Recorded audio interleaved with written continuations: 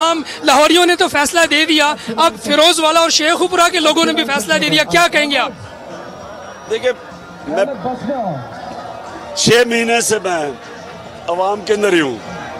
पता नहीं 50, 55, 60 जलसे कर चुका हूँ। एक से एक बड़ा जलसा हुआ, बाई इलेक्शन हुए हैं। ये सारों ने मिलके, इलेक्शन कमिश्नर ने मिलके कोशिश की, पीछे से जो कूदते हैं उन्होंने पूरा जोर लगाया, सरकारी मशीनरी इस्तेमाल की, उसके बावजूद जीत गए। तो इससे क्या नजर आ रहा है? अवाम फैसला कर बैठी है। इस सड़क पर नजर आ रहा है कि अवाम सारी खुद निकली हुई है। तो इसलिए मुझे तो पता है कि इसको अब कोई नहीं रोक सकता।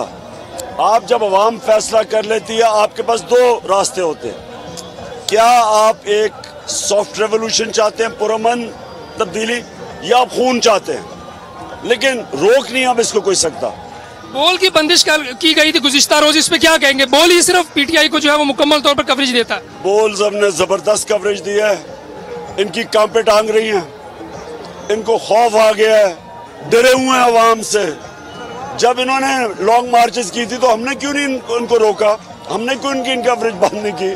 हमने कहा इनके लिए कंटेनर या पकड़ दकड़ की, क्योंकि ये डरे हुए हैं, अवाम इनके साथ नहीं है।